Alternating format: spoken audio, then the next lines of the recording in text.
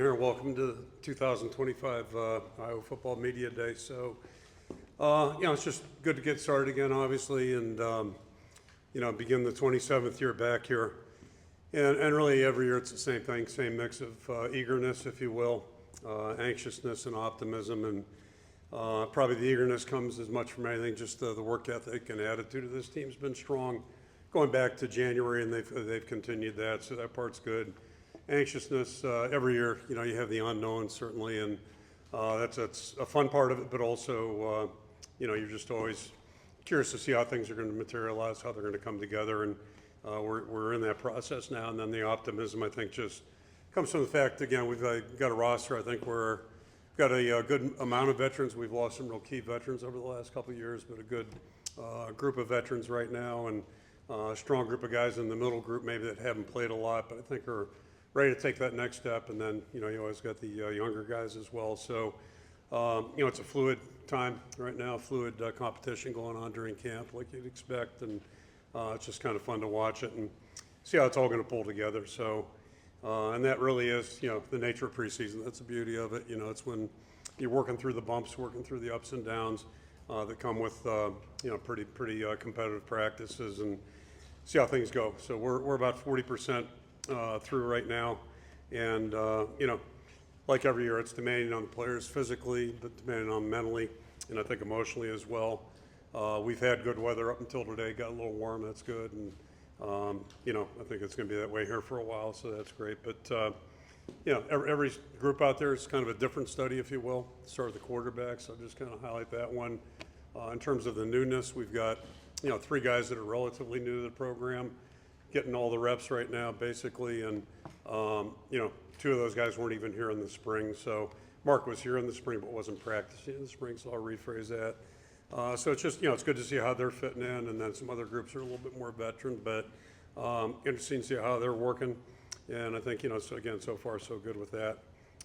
Just kind of go there, and to some extent, talking about the quarterbacks, Jimmy Sullivan's in the same boat. He was here last spring, but, should have been in high school, and it was going 100 miles an hour, 120 miles an hour for him. So fun for things to slow down for him as well. But, bottom line is this, like every position right now, we're looking at them all and just curious to see how they're going to evolve. And there's, a lot of different stories there. And the bottom line is, it's all about how things come together here over the next 3+ weeks. And with this team, I think it's going to be a fluid process, probably even into the season. So that's certainly not a bad thing.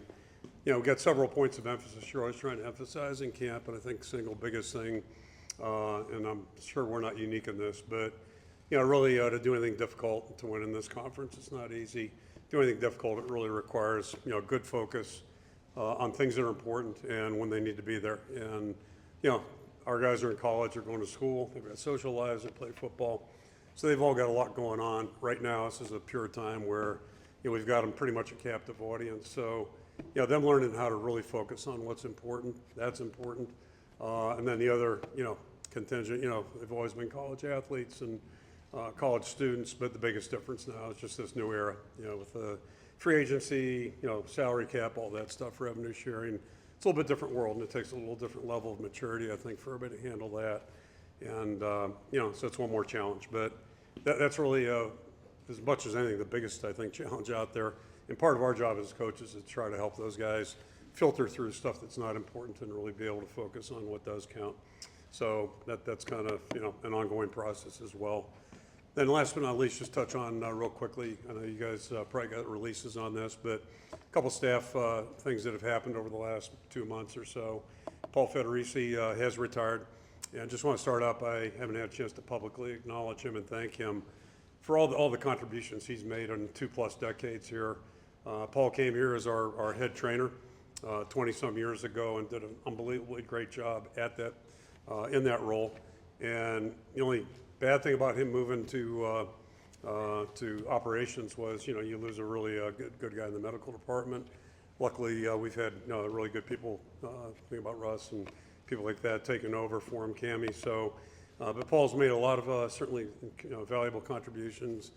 Did a great job in a really challenging role, if you will. And so certainly want to wish him and Teddy all the best. They're down in Arizona. Somebody told me yesterday it's hotter there than we'd even dream about being here. So Hope he likes hot weather. Ben Hansen will take his role. Ben will be assistant AD, director of ops for us moving forward. Ben's been with us over 10 years. Paul's done a great job mentoring him, and Ben is an outstanding mentee. He's been qualified to probably have that job for years now. Fortunately, stuck with us, and so it's been really kind of a seamless transition. Again, I thank Paul for helping facilitate that, and Ben's already doing a great job. Ireland Hostetler is going to move over from recruiting, along with Austin Showalter. He's been a quality control guy, GA quality control guy. They're going to move into operations and work primarily in that area. Austin will still do special projects for me and football-related work that way. He's still dabbling in that, but I think that gives us a real strong department there. And then the other probably noteworthy thing at this point, Jason Manson has transitioned into football full-time. So he's one of the analysts on the offensive side. Gives him a chance to really immerse himself in that. Sam Brinks, who's been his assistant, is going to move up into the director of ops role, or player development, I'm sorry. And then Noah Shannon is back with us. He was going to be a GA or a student assistant, and you know, all the titles are different now because of the new rules. But long story short, Noah's going to fill Sam's role in player development. So he and Sam will pair up just like Jason and Sam did previously. And then Noah's also going to work in the football realm of things. So it's his first year in you know, this side of the ball instead of being a player. And I'm not sure he knows exactly where he wants to go professionally. This will give him a good opportunity to see both sides and kind of develop what he wants, or an idea of what he wants to do as he moves forward. So feel really good about that. And then the last thing, just in the next week or two, you know, our recruiting department under Tyler Barnes, it's been reshaped a little bit and reconfigured, and we're filling a void, obviously, with Ireland moving over. We lost a really quality person there, but I think we're really close to making an announcement there, and feel really good about the way things have shaped up. So I think we're in good shape there. And just, you know, briefly again, 40% into it. It's been a positive start. The guys are doing a good job. They're attentive, working hard, doing a good job in meetings and, you know, all those types of things. So, you know, we're hardly halfway there, but it'll be good for them tomorrow to be out there in the stadium. Not that it's going to be packed or anything like that, but for some of the younger guys especially, that'll be a big deal for them. And, you know, it's just good to change up things in camp a little bit every now and then. And then beyond that, just the Kids Day concept. I think we're in year 11, 12, 13, something like that. And it's a win-win situation. Again, I'm glad I'm not on the judging panel who has to pick out who the 12 captains are. I hate that job. I would want to be nameless, like NCAA people, the way they make their decisions. But anyway, so it's just a tough job, but what a great way to celebrate a lot of really good stories and tremendous people. So we'll all look forward to that. And the seniors will have a chance to spend time with them in the weight room and swarm with them out on the field. So it's all good. And it's kind of like the wave, just something everybody can feel good about. So a lot of work to do, obviously 3 weeks out, but you know, just happy to be working at it. So I'll throw it out for questions. Start with Chad on the far right. Chad likes to go to one of those to the right. Last year, Kids Day, this time of year, quarterback plays were looking pretty rough. You guys said that was pretty indicative of how Cade others have played. I guess where do you feel like Mark, how much further along do you feel like the passing game is? Is Mark where you want him to be? And then the other two guys, I assume, are Brown and Klinsky. You're seeing it Yep. the reps. Yep. Yeah, so it's those three guys plus Sullivan are like the 1, 2, 3, 4. Jackson's been fighting an illness and kind of an unusual one. You think you've seen everything, you never have. 27 years into it, first time he's got it's a hernia that's affected his appetite, and it's just I feel really bad for him. He's struggling to eat and struggling to hold his weight. So it's going to be a long road, but they're going to get it cleared up and all that type of thing. But that's kind of taking him out of the equation for a little bit. But no, it's been good, and you know, I mean, to me, ever since Spencer got hurt out there in November 22, it's been a bumpy road. Yeah, nobody's fault, just the way it's been, and that's not the only spot. You know, it's more than, you know, it's everything combined, quite frankly. But as I said last year at this time, you know, my experience is if we have a good offensive line here, good quarterback play, we've got a chance. And I think the good news is I think we have a chance to have both those things, and beyond that, I think our supporting cast is a little bit better balanced and more experienced than it's been. The receivers, good mix of old and young, kind of like our whole team, but they're probably a good illustration of that. And most importantly, they've been practicing pretty well. So, yeah, we're not there yet, but you're starting to see some signs. 2 nights ago, saw some things that were really encouraging. It was Wednesday night, and then this morning, a couple plays where, hey, maybe we can make some tough plays on third down, those kinds of things. And it's just things that keep drives going, and that's how you score points, all those types of things. So we're not there yet, but at least I think we're moving in the right direction. David? David Eichel, Hawkeyes.com. Kirk, I mean, how's Brian Allen been progressing since over the course of summer? And I guess where would you kind of assess where the defensive line is right now and the kind of depth that you kind of see them having? The first guy you mentioned was Brian Allen. Yeah, Brian's doing well. He's like Mark. He couldn't do anything in the spring, so he's working through that. That's one thing we were talking about this. At all levels, a pro player who's played 10 years successfully, that type of thing, they can miss some time typically and come back and go. But even the best players, like if they don't practice, it's not the same. So you can imagine anybody in college, and that's Mark and Brian too. Their challenge is not being out there in the spring. It does make a difference, just in terms of being working at it. His attitude's been great. He's been out there every day, fully healthy. So he's getting there. And I like the competition we're seeing on the defensive line. Unfortunately, Pitt's not working. Jeremiah still out. He's probably a couple weeks away from being back, but it's giving other guys an opportunity to work. Both Pace and Hawthorne are doing a good job in there, and Will's done a good job. So Hubert. Those guys are competing. They're improving, and I think we'll be okay there. But we're not there yet. Elliot? Hey, Kirk. Elliot Club, Elliot. Hawkeye Insider, 24/7 Sports. I know you already asked about Mark, but a lot of the conversation over the last few months has been that you've seen who he is as a person, but haven't been able to see him take live reps yet. Yep. What are your impressions so far of him specifically? Well, you can ask him about his first day. He was 6 out of 9. That's the good news. I won't say how that 6 got broken down. I'll let him do that. But again, he just he made some throws like, oh, really? And but that again, that was his first day. He hadn't thrown with the team, and the improvement from day 1 to day 9 is just not surprising. But it's just I think we're starting to see him in a comfort zone, operating the way you like to, and. Pulling the ball down. I mean, one thing I can tell you, I've seen him pull the ball down and run, which is not unusual for quarterbacks. Some can't do it, but he can run and keep his eyes down the field. That's a good trait, and he's demonstrated he can do that. He looks more comfortable with each day, and everybody around him is more comfortable. And he acts like a veteran guy, and that's that's something you can't hand to anybody is that experience. So, doing a good job there. And I think I mentioned at the Big Ten media deal.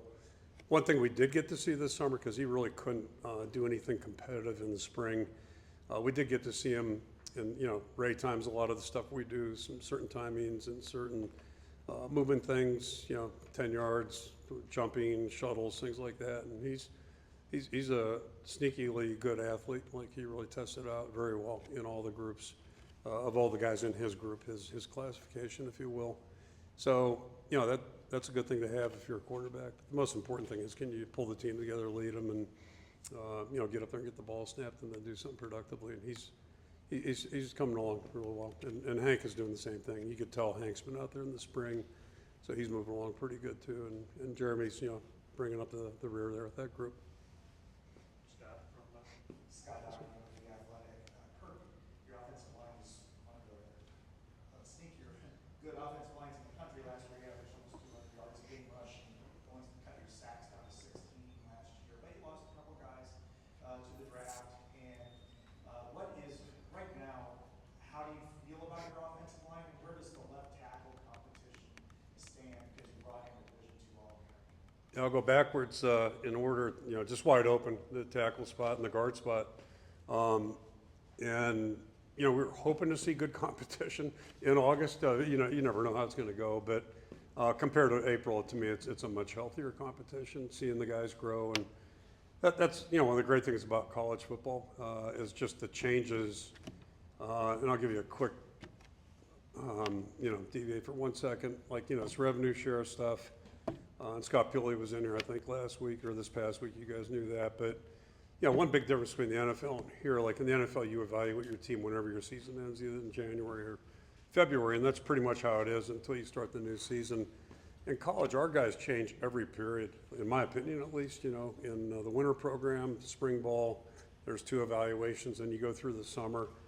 And it's not overly telling, but it tells you something. And Then ultimately, is it going to carry over to the field in August when you're actually playing football, not training? But we're seeing these guys really grow, and it's kind of the way it's been in the past. Like, our guys get better as they stay in the program and work if they're doing the right things. And I think we're seeing that with both the two main contestants are Trevor and Jack, and both those guys are way better than they were in December and way better than they were, in my opinion, in April. They're not there yet, but they're there. And then Bryce is a newcomer, and talked about like the two quarterbacks getting out there, especially Jeremy not being here in the spring. Bryce wasn't either, so he's a little slow off the ball, a little, because he's thinking right now, but he's trying his ass off, and he's got some good tools. So it's going to be a good, healthy competition, I think, and seeing some good things in the interior as well, watching some guys grow there. So we're not there yet, but I think we have the opportunity to, fill two big holes with Connor and Mason leaving. Those are big losses for us. But yeah, right now I'm, semi-optimistic, but we're not there yet. Corey in the middle. Coach, I think a natural segue from offensive line to receiver, Big Ten Media Days, you kind of compared to that group where the offensive line was a year ago with the Yep. progression. Has that continued into fall camp? What's the pecking order at the top? And is Jarrett Bowie, is he healthy right now? Yeah, he actually coincidentally just got really cleared. He's been practicing but limited what he can do. He's had a fracture in his arm, but officially got cleared, I guess, 2 days ago. So he's progressing. I think we got 4 seniors right now. It's kind of snuck up on us, but although Weegen's debating this, I think he's going to play till he's 30. He's trying to be a junior, but anyway, I'd be okay with that. But they're a good group right now. The older guys are doing a good job, and then we got younger guys coming up the ladder. So it's kind of too close to call right now, but they're all doing some good things, and we'll see what it looks like over 3 weeks. And we're really not going to make too many big judgments until at least you start game prepping a little bit. Then you got to kind of start squeezing it down. But it's good, healthy competition, and that's encouraging. Dan in front. Coach Ferentz, Dan Stacy, Sportscast Media, Minneapolis News. You've got a really good field goal kicker coming back, and that's real important. Drew Stevens, he's up for the Grozel Award. Have you talked to him about that, or has he talked to you about that? What's your feelings on that, and who's your number one running back going to be, you think, right now? I have no idea on that last one, and that's a good thing. I think the group's all working well, and they're doing a good job. So and then regarding all these awards, and Matt puts releases out, and they end up on my desk, and I look at them and then throw them in the recycle thing as fast as I can, because with all due respect, I mean, it's like preseason rankings. Really nothing matters right now, other than acknowledging where it is pertinent, acknowledging somebody who does have a resume, who's done something. And I think Drew's a great story. I mean, just all you got to do is look back the last 2 Novembers, and 2 years ago he kicks 2 balls out of bounds on kickoffs in our last game, and we kick a Charlie Brown field goal that barely got over the goalpost from 10 yards out to win the game. And then last year, I had no doubt in my mind he's going to drill that ball in the last game, a year later. So I think that's kind of represented the growth of Drew. I really do. And just as a person, and this stuff all goes together, in my opinion. He was so young when he showed up here. I mean, really young, physically and kind of emotionally. He's just a high school guy. So where he is now compared to there, it's just night and day. And he's confident, but it's not a false bravado. It's because he's earned it. He works hard. He's just immaculate with his preparation, and that's how you typically guys perform well, is because they do all that hard work when they're supposed to, and that he's done that. So again, representative of what you hope a guy is going to be as a college football player. He's done a great job, and it is nice to have an experienced kicker. That is nice, really nice. Hi, Kirk. On your right, Jack Leader with Hayes here. First time in a while you haven't had an all Big Ten linebacker returning, so if I'm just Monday morning quarterbacking, I see Harrell, Rexroth, and Schreier, those seniors. First off, do you see those 3 seniors as the potential starters in week 1? And if so, what have they done to kind of encourage you as they're stepping into some brand new roles and some really big shoes to fill? Yeah, so just like Higgins had big shoes and Nick did when he got here, that's part of football if you've had good players. I do see, I'm assuming tomorrow when the ones go out there, those 3 guys will be in their respective positions. But that competition's wide open right now, and the challenge is a little different for everybody. Shire's, flashed at times. He's played great on special teams, but he's had some durability issues and dependability issues, injury-wise, which, nobody can do anything about that, but it's hard to be a great player at any position, especially linebacker if you can't stay on the field. He's been out there, basically had stubbed his toe a little bit early in spring for a day or two, but he's been on the field ever since and doing really well. He's practicing at a high level. And, I think Harold's done the same thing. He's really done a good job. Jackson's doing a great job. But we've got some guys behind him that are really pressing and pushing. And, again, I know Pat's in the room here somewhere. I referenced that 08 where Pat ended up starting in October. Maybe it was late September, but and Ricky Stanzi the same way. And that's always in the back of your mind. You just never know who's going to emerge. And I think, several positions along the board as we start. Obviously, August is going to help us determine things. But what really matters is what we do when the games start playing and how guys are playing there. So we'll keep an open mind, just keep playing guys. And what they do on special teams is important. Like because we've seen too many pictures of guys playing good special teams and then shifting into their respective positions and that carrying over. So, but yeah, all those guys have come down that same path. They've done a good job on special teams and anxious to see how it plays out. That's probably one of the biggest positions of intrigue, if you will. Scott, in the back right. Hey, Coach Scott Rice for KCCI. Great to see you. Likewise. Speaking of special teams, Caden Weechin obviously showed what he could do last year. Do you see your offense utilizing him more on offense, or is that a situation where you want to protect him? Yeah, as described now, we're not trying to protect anybody. We're the quarterbacks. But, yeah, so I mean, just the description on him was like a couple of years ago, he went hard. We didn't know where he's going, mainly because he didn't know where he's going. And then, evolved into a really good special teams performer. And there's, at the start of last year, I don't mind telling you, I was a little, curious and anxious and whatever. And then, boy, he just played great as a return guy.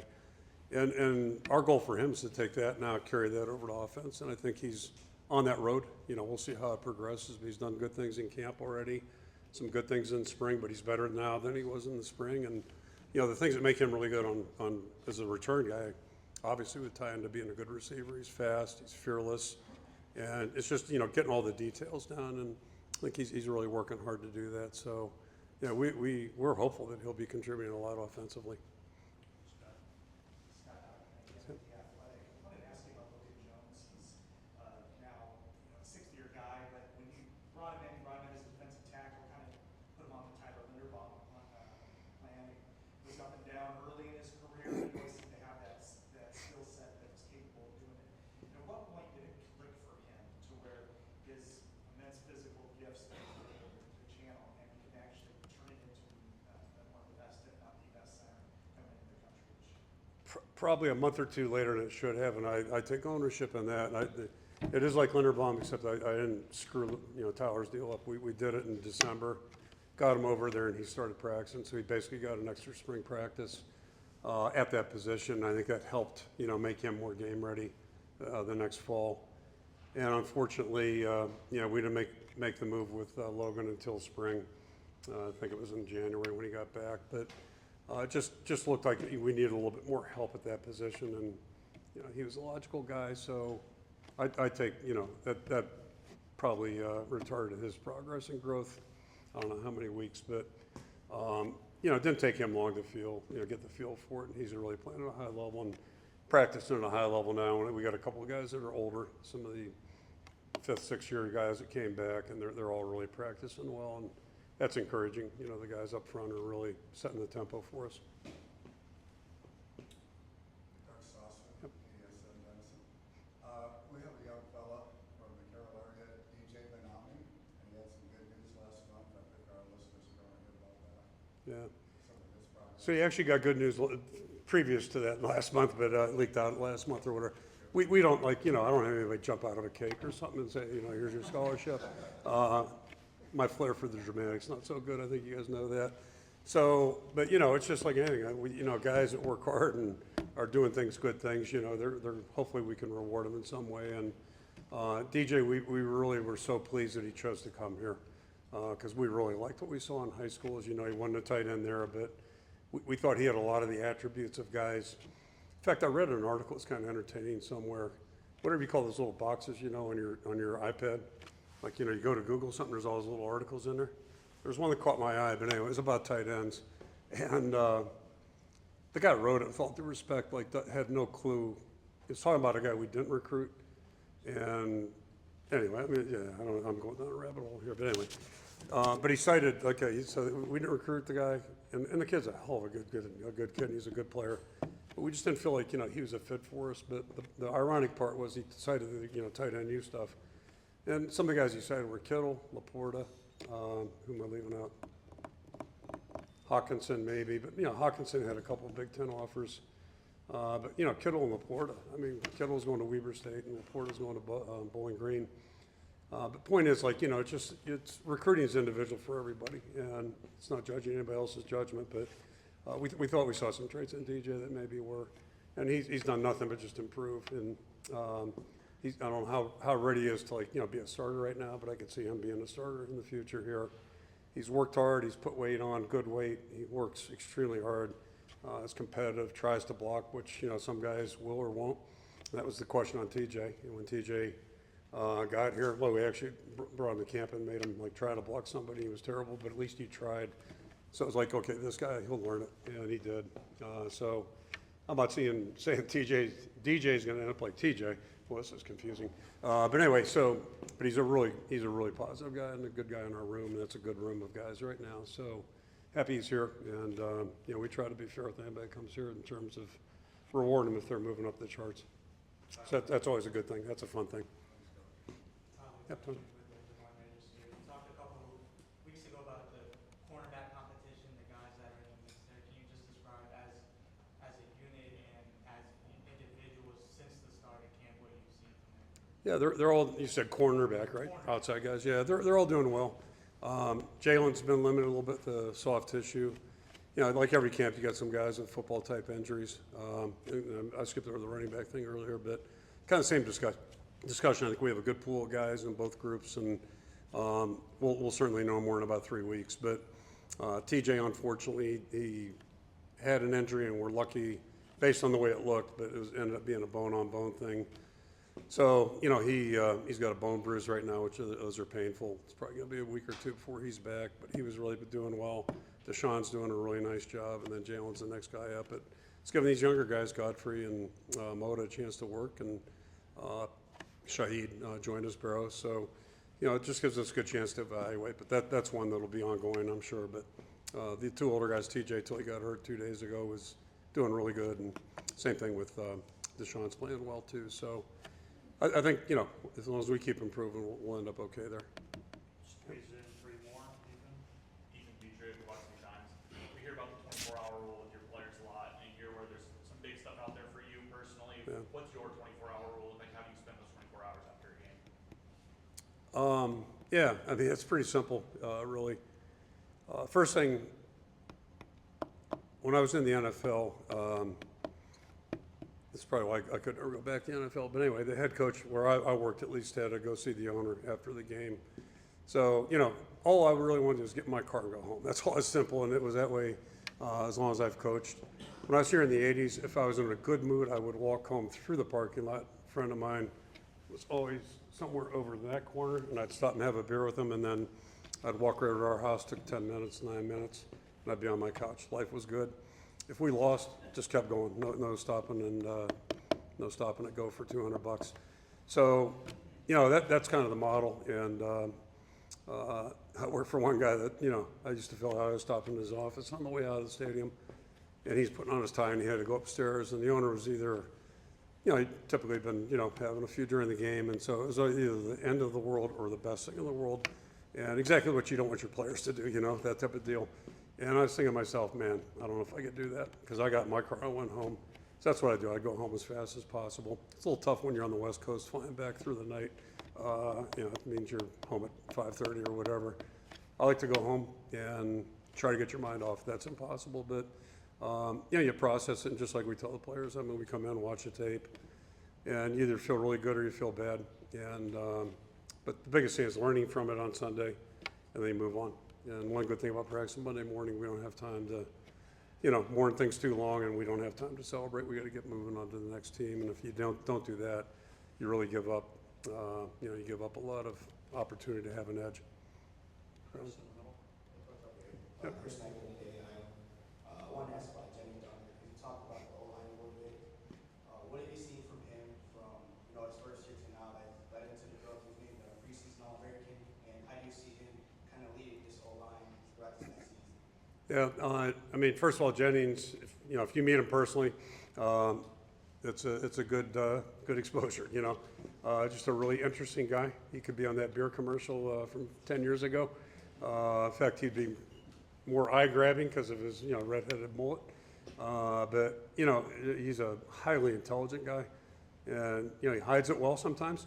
So it's interesting that way. He'll play games with you, but, man, I'll tell you, this guy works. And, talking about some of the other positions and certainly the offensive line, we had the group that he came in with, it was during the COVID period, just some really unusual stories, and, it was a bunch of them. And that you wonder about scoring points. It's hard to score points when you can't block.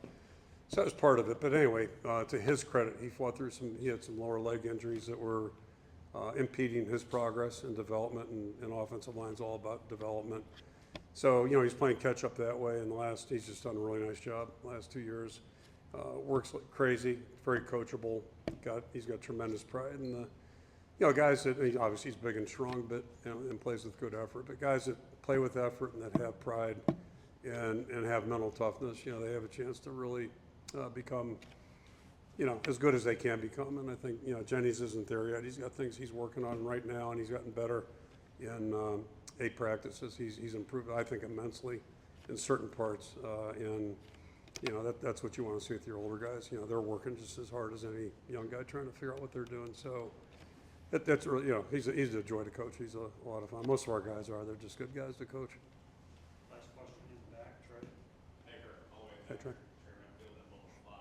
When it comes to the scoring points, when it comes to the total offense, the improvement from 23-24 is drastic, it's really high. Why can we see another big jump offensively in 25? I don't mean to, I won't go off on too big of a tangent, but first of all, the objective is to win. That's really all we care about. But the best way to win is, points scored and points against.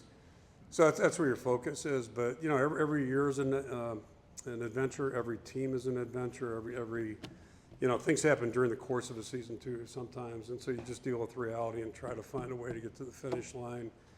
And I think we've done a pretty good job of that over the years, and we've, 26 years here, you're going to have ups and downs. You're going to have challenges. We're not, and I'll say this, we're not Ohio State. We never have been, we never will be. It might, make fans upset or whatever, but, history shows that.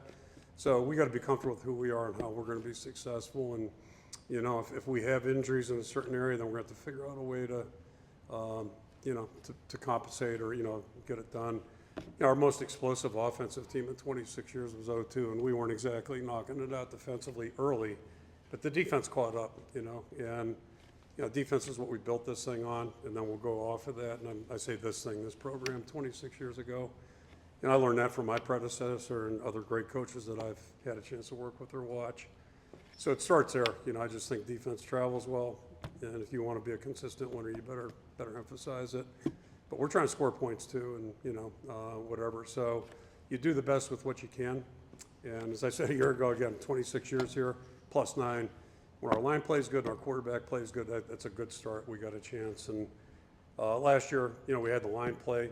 We had all kinds of, ups and downs at quarterback, but we had a running back who, nobody was talking about exactly at this time of last year, and boom, blew up and just played great. And so that's kind of the history of our program too. Somebody's got to step up and get things done, because you're always going to lose good players. And but the bottom line is find a way to the finish line. And we've done a pretty good job of that the last 5 years, last 10 years. If you look at us relative to the other 17 teams in our conference, we're proud of where we're at. Yeah, we'd like to improve it, but we're going to just try to find a way. A little bit of luck. I think things are coming together offensively a little bit. And but who knows? Tidal wave hits or whatever, and all of a sudden, you just never know what's going to be. So you got to be prepared to, do what's best each and every week with the guys that can get to the game and play. But yeah, it's exciting right now, just because I think we have a chance to have a little bit more balanced offensive football team than we've had over the last several years. Really, probably going back to 20. So that's good. And it's always kind of funny, the 21 season, I think we won 10 games there. And I think our points per game there was exactly the same as 09. Pretty darn close if it wasn't, right? And Pat, like, we were good guys back in 09, right? In 21, we were all like bums, So it's funny how, I guess I do too much. I'm not trying to be a jag-off, but I mean, I study that stuff, right? It's just like, but winning the bowl game helps too, and we didn't do that in 21. And we had a chance. But we weren't quite good enough, and that's, you got to get over that hump, and the 09 team did that, so relatively the same statistics. So the bottom line is just, we got to figure out a way to win each and every week, and that's going to be our goal, our puzzle, and, let the games begin. But luckily, we got 3 weeks here still to figure some things out. So appreciate it. We'll see you guys over there. Thank you.